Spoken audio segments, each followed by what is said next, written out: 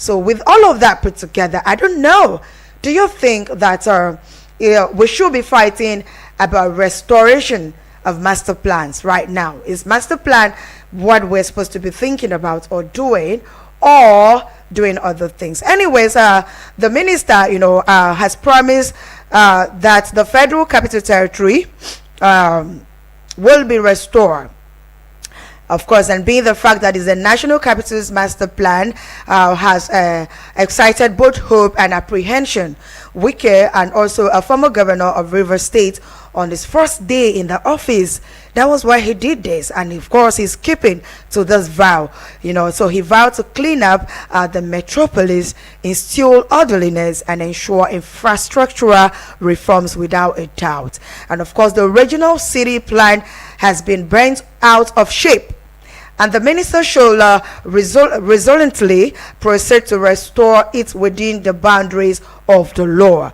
Of course, and going further on that, now my problem is Nigerians, of course, fully support the restoration of the regional plan of the city that was once the pride of the country and Africa in layout, architectural design and all of the quality roads and orderliness and all of that. But my question this morning is, now, aside this story, also because of the heavy downfall yesterday, all right, we see that a lot happened, and some inmates have escaped in Suleja. That is also going to pose a lot of threat. It's going to put a lot of threat to us as citizens, and also especially the people who are staying in that area, because right now those guys are on the run. Now, a total of 119 inmates have escaped from the medium security custodial center in Suleja, Niger State. That's north central Nigeria. After the downpour, yesterday there were a lot of downpour yesterday Wednesday in some areas, and of course I know that area was also affected. And of course our public relation officer of the FCT command of the Nigeria Correctional Service, NCOS, Adamu Duaza, who made this known, said that the rain destroyed parts of the custodial facility, including its perimeter fence, giving way to the escape of the inmates. You can imagine that. Now, these inmates have been put in that place for one offense or the other, all right? Of course, we know that there are some who offense might not be as big as they are supposed to be in that place, but being the fact that it is, of course, a custodial center, isn't it supposed to have a better fence, something stronger? Now, the citizens of this country, of Abuja, of Niger State, are also exposed to another danger, because 119 inmates have, of course, escaped from the custodial center in Suleja. Anyways, that is the things I want us to talk about on the Abuja Now segment. So let me get your thoughts on 090-7353-0044 or 090-8766-8888. You can also send your thoughts on WhatsApp on 090-9705-4450. You can talk about any of the stories I've laid out already. Let's know what is your thoughts considering the restoration of FCT. Is that what we should be doing right now? What do you think could be done differently to give us that security that we all want? Hello.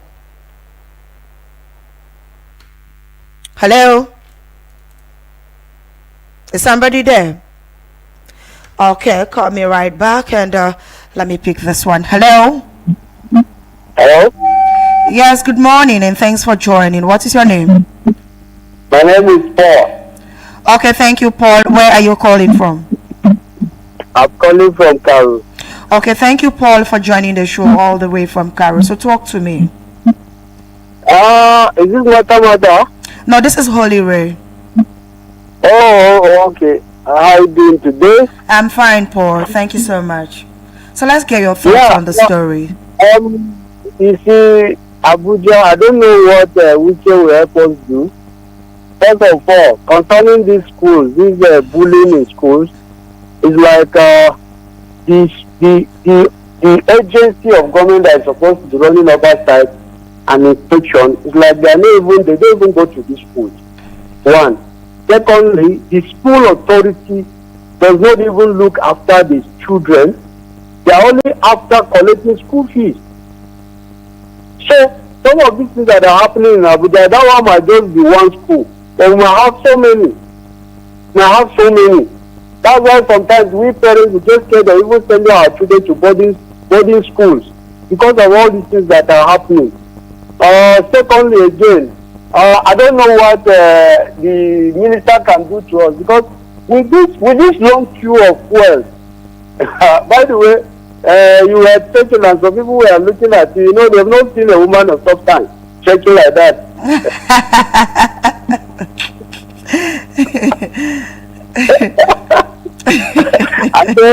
and they saw you walking.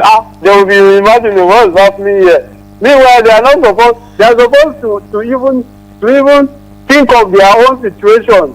You know, there's this saying in my dialect that if you see your brother's beard catching fire, look for water and rub on your own. They don't know that their phone, even they are driving, their phone can get finished, and they will join you to start trekking. So these filling stations that are selling fuel by the side of the road, yes, they are not even controlling their queues. So the queues are just encroaching through the main road. Like me, it took me 3 hours from Kurudu to get to the Nyanya Express Road. 3 good hours because NIPCO is just by the side of the road, and then they are not even controlling they didn't control the queue. People are just, you know, the whole road is just choked up. Because of that, some of us are supposed to go to work. We are not going to work. That's another one. The last thing I want to talk about is, please, we want to break on Wike. As it's really doing the road within the town, they should look at those outstates. Come to our aid, because our roads are so terrible that sometimes you can't even pass some areas. And then they should try and decongest this road. Create alternative routes. You understand? Yes. Like what he's doing now, filling this Apple Cashew Road, from Abacha Bora, you can create another road to Orozo, and then go to Pate. I've always said this, go to Pate, create another road, maybe from there to Kefi or Maraba. They're supposed to think of, look, we should think of development. We should think of how this population expand. And then this road, this infrastructure, the projects keep on increasing on this infrastructure. We are supposed to think of how we can create alternatives so that we reduce the pressure on all these old infrastructures. Thank you very much. Thank you so much, Paul. All right. Hello. Hello. Okay, so talking about the bullying, that was what we talked about a little bit on the first segment of the open banter. And of course, the minister is in the school already. A lot of investigations are going on, and the girl in particular in that trending video has also been apprehended at the moment. So there is a lot going on that story, and of course we'll bring it to you as it unfolds. Hello. Hello, good afternoon. Good morning to you, and thanks for joining. What is your name? This is Paul from Katape. Okay, Paul. Hello. Yes, can you hear me? Yes, you said Paul from Katanke. Yes, from Katape, yes. Okay, thank you for joining the show. Let me get your thoughts. All right.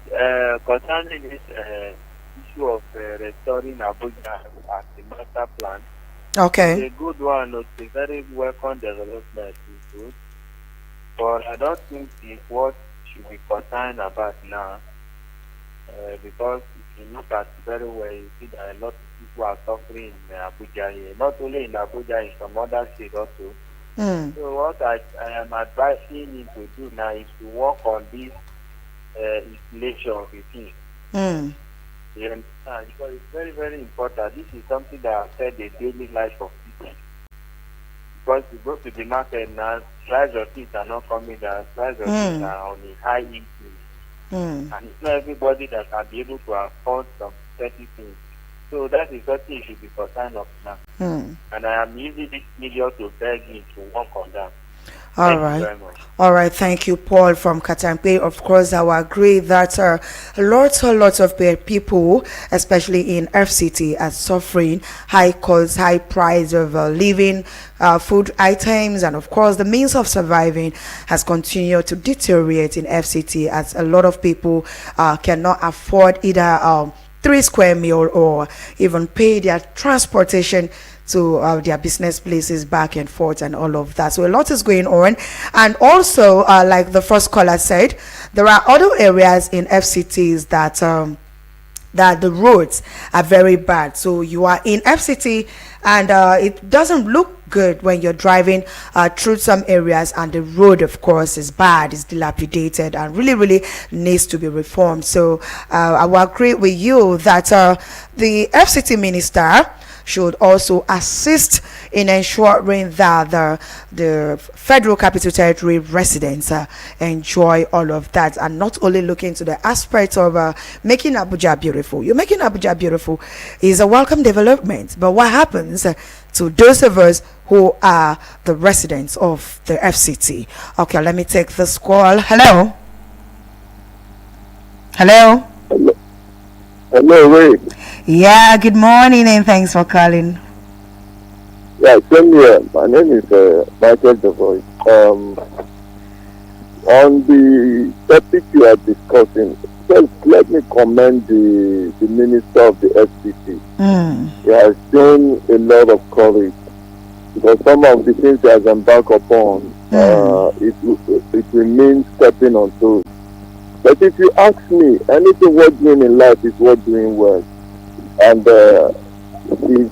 if you're gonna do anything at all, the purpose must be clear from the very beginning. Absolutely. I believe the purpose of the FCT is for us to have a very befitting national capital. Absolutely. That will measure up with the rest of the capitals in the world. Today, many people, when they go to Cape Town, when they go to what is the name of this South African city, they don't want to come back. Why? Because when you look at edifices, the landscape, the designs over there, very attractive, and also very accommodating. And in our own case, if you go on discussing the master plan, you have defeated the purpose of having the kind of FCT that we plan envisage from the onset. Yeah. You understand? So you have to really move. And any structure that is in the wrong.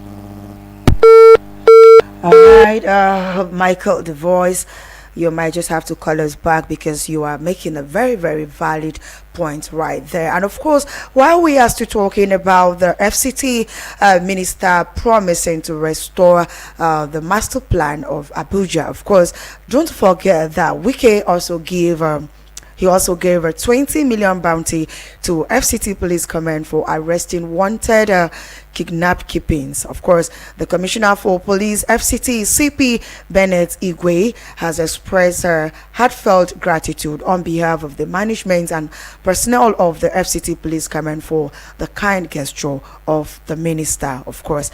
And you know, doing that is an appreciation for them going extra mile to arrest these wanted persons. Okay, so now you can see that the FCT minister Wisdom Wike'S is also thinking to the aspect of combating the issue of insecurity. So definitely we're going to get there, and we know that before now, Abuja, of course, being the fact that is the FCT, it is FCT, of course, has its own master plan, and it has the design on how it was supposed to be.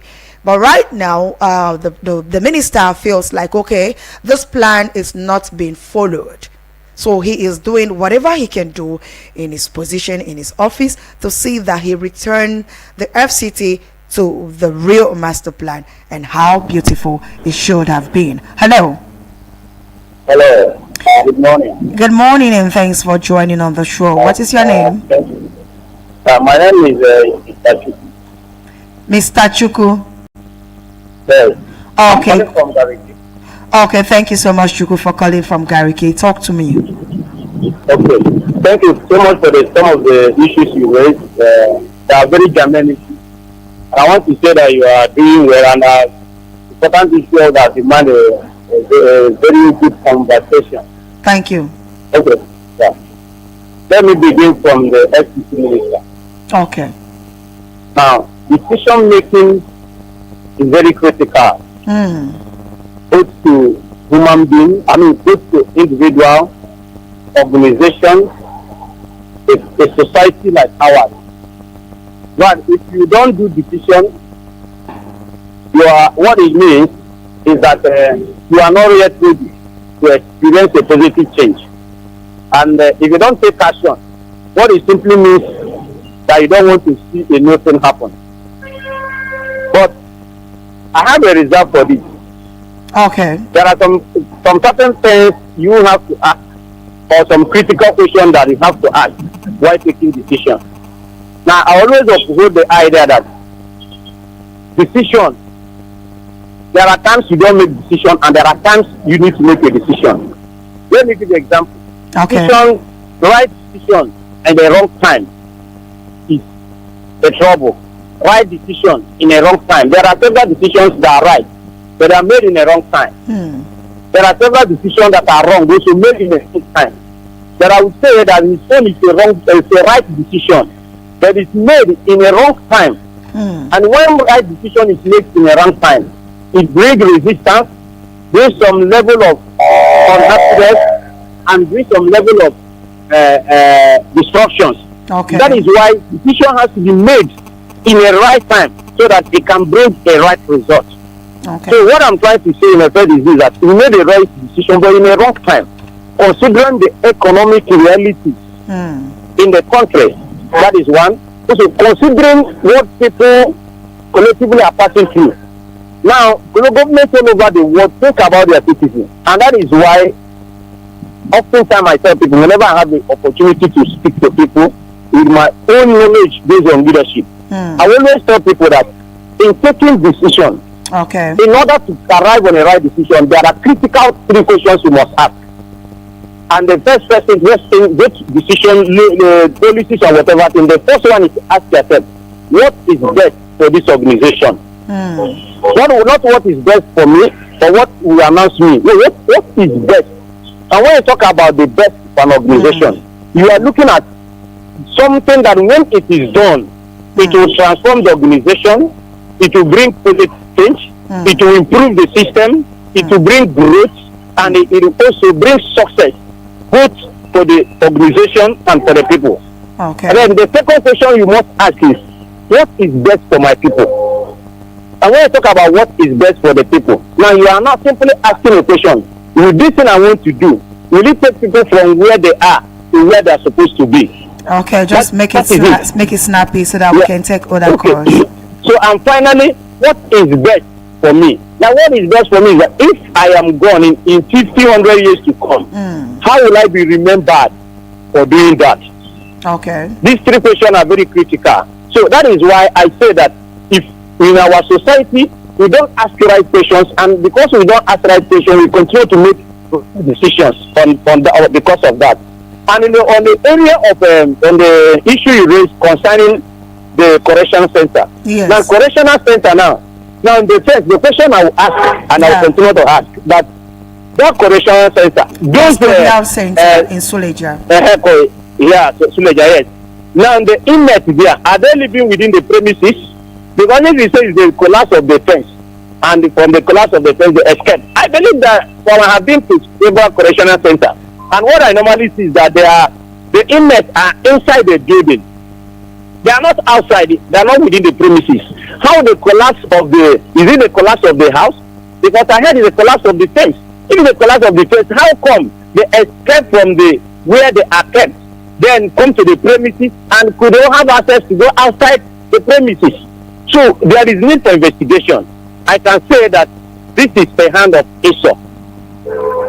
This is the hand of Esau. Right. Thank you so much, Chuku. Thank you for that contribution. Of course, there is need for investigation because we need to know. We really need to know a lot of things. Hello. Hello, good morning, Hollywood. Good morning, and thanks for joining me on the show. What is your name? I greet the last caller. My name is Salasi. Oh, Salasi, thank you. That was Chuku there from Gariki. Yes, I want to talk about, the Minister of SVT in talking of, the master plan of SVT. Only I don't know whether you noticed, if you are coming to the work in the morning, on the three axes, Ubua, Airport Road, and Marabanyanya. The same time in the morning when you see the traffic going in, and in the evening you see the traffic getting out of the city. The government should have decentralized their offices. Some of the offices should have been in area councils. I think the transport network supposed to be a train from here to Tapa. Let's say a train from here to Abuja. And another train from here to Keti. So these are the things that I'm expecting. Yeah, go, he's working on. I'm telling you, when you go to the town, you see a lot of work that has been done, not necessarily the road, and in that, sometimes you have to even ask whether, are you taking us to? To be sincere, the minister is trying. And in the aspect of security again, he's trying. Look at the bounty he placed on that kidnappers. In no less than how many days, they get them arrested. So these are the things, in that aspect again, he tried. So these are the things that they need to look. Most of these, all the government agencies, all the companies, all the headquarters are in one place. So when we have the most especially the housing deficit, the other day I hear you and the matter we are in kind of talking about the house rent in Abuja. It's because of all these things that I escalate and they make housing, the house rent become unbearable for Nigeria.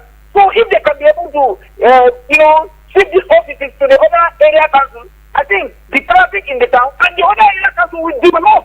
So these are the things I'm not having into like that. These are the things. There was a time I paid a visit to that correctional center. Okay. In fact, if you see the people there, in some cells, in a cell that is not supposed to contain, a cell that will just take, let's say, 50 people, you see over 150 people in that cell. They have, in fact, nearby the kind of hunger, the kind of heat that come up on those cells, in fact, to marble. So these are the things. I'm so my dear for waiting trial for so many years. Some people that don't hear, they are in prison, they don't even know what they have come in their crime. They are there, just like that, for years. So I think government should look at these people that they are in waiting trial to see how they can, what they can do about them. And some people that they are care that is not up to, look at what the politicians are doing. Also, their own, they have lawyers, they have everything, but the masses that do not have anyone. I think government should look into that matter. Thank you, Holy Rate. I appreciate it. All right, thank you, Salasi. Thank you so much for that. Of course, I think recently there was a news to that effect that there is need for courts to see to some of the cases and see how it can be striked out. Hello. Hello. Yes, good morning and thanks for joining. Good morning, Holy Rain. How are you? Where is Martha will join me soon. She's on her way. Okay, nice to know. Habakar calling from Gwagwalada. I greet Salasi. I greet the caller before Salasi. Thank you. Mata, I will start my take with questions. Okay. Who compromised Abuja master plan? Who distorted Abuja master plan? Which agency or government organization is charged with responsibility of monitoring development, controlling development, supervising development in Abuja? How did when did we arrive at this stage? Who allowed the shanty to grow without supervision? When did the agency or government institution lost control and supervision? So there must be collaboration among the government workers, the government staff, those who are charged with monitoring, supervising, and enforcing implementation of Abuja master plan. So we see several global cities where even if a pin was dropped in a minute, if it is not according to their master plan, they will discover it. It is all charade. You see, the master plan, they are not serious about the implementation. By now, we are not talking of even only Abuja. By now, we should have other, maybe Abuja annex city. We need to develop another Abuja in south, in southwest, in southeast. We should have about Nigeria should by now be boasting of about 6 capital cities. Not only even Abuja. We cannot even, it's a big blow, we cannot even develop and organize and manage Abuja properly. So they should be serious. Thank you. And they should make provision for lesser ones. There is nowhere in the wide world the elite, the ruling class, with the well-to-do must live side by side, with the poor ones. So there must be shanty. If there must be urban renewal, it should not cost pain. They should take into consideration the life of the lesser people. Thank you. All right, thank you so much, Abubakar, for that contribution. Thank you so much. And of course, we all want a better Nigeria. We want a better Nigeria. And if there is anything that we need to stay healthy in FCT, number one, it should be security, of course. And I agree with you that for inmates to have access to be able to escape from the custodial center in Suleja, it means probably the house is close to the friends, because the rain, according to the story, it was the friends that it's affected, but we can't tell for sure. But however it is, let's get your thoughts on what exactly was supposed to be done. I'm talking about the restoration of Abuja master plan. You know, for that, we know that the FCT minister has been working tirelessly to ensure that Abuja is an FCT, for God's sake. So it should be that place that have that captivating ambience, that everybody that comes from everywhere, you know, will come to FCT and know that they are in Nigeria. But that it shouldn't be at the expense of me and you. It should not be at the expense of our survivor. All right, so that is the story we are looking at the Abuja Now segment. And of course, people continue to come into Abuja. Every day we have new people coming to settle in Abuja. And of course, Abuja, as of now, is growing at an average annual of 5.5% since 2019. Overcrowding is real, and slums and suburbs and some parts of the city centers are overrun with refuse and all of that. Abuja is also plagued by open defecation, despite efforts by the Federal Capital Territory Authority to build toilets. And if you watch recently, there are places that have beginning to build some public toilets, like public restrooms and all of that, where anywhere you are, you feel like you want to use the restroom, you should have something by the road to use, instead of just you dropping deficit all around, you know. And also insecurity is also prevalent, you know, and so Wike has promptly banned street trading. So apparently Wike has banned street trading. That is why you'll see that every now and then the task force always go out with full squad, you know, after those people who trade along the roadside and all of that. So at this point, it feels like trading along the road is not only littering the corners and roadsides of FCT, but also is also fueling the issue of insecurity. All right, so he has banned street trading, which he says facilitates crime, you see, and he should pay a particular attention to security and revive the upgrade, the stall of 447 million CCTV project to ensure effective security surveillance in the city. So you see, there are some areas, of course, according to the master plan, that was supposed to have a CCTV camera in some street to ensure that everything that happening is captured. Hello.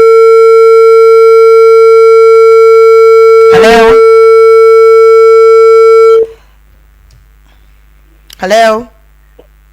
Hello. Good morning. Yeah, good morning. What is your name and where are you calling from? This is Paul calling back from Katatu. Oh, okay, thank you for calling back. Talk to me. All right.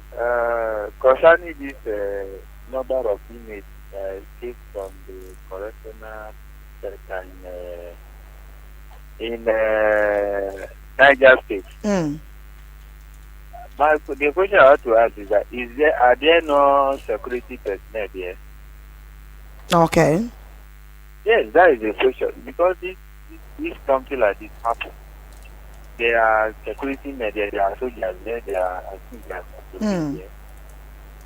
They're not telling us that they did see them where they are living, that they know a number of such number of inmates escape without trace of any of them.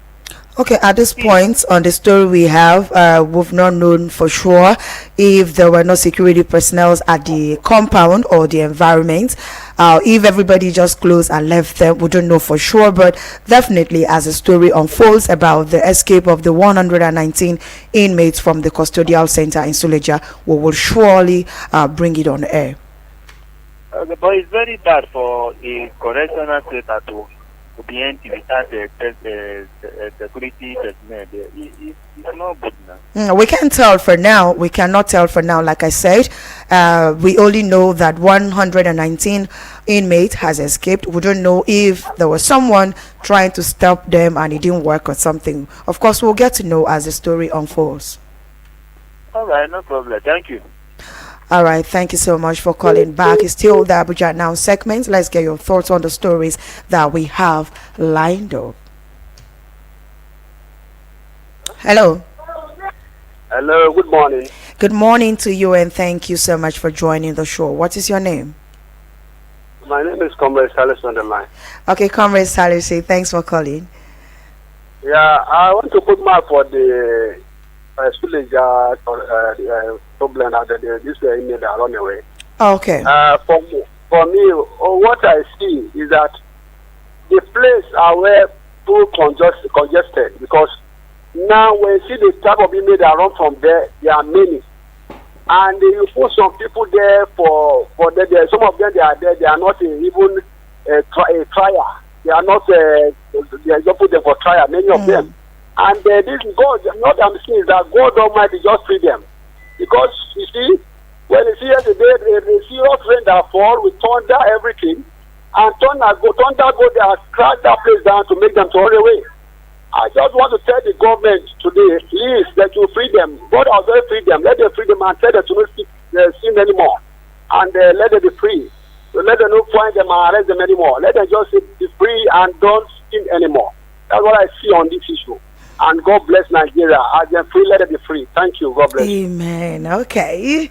All right. Thank you. He is of the opinion that the inmates definitely is God Almighty that has used a thunderstorm to free those inmates. It's possible that those 119 that escaped have also been awaiting trials, and it's possible that their crime is not that big, so God has used that means to free them. Of course, they say that when you're thinking about the negative thing, you should also think about the same thing from a positive end. So that is what Chuku is thinking about right now. Anyways, we can't tell for sure, but whatever it is, we believe that God Almighty will make sure that things will fall in pleasant places for us, of course.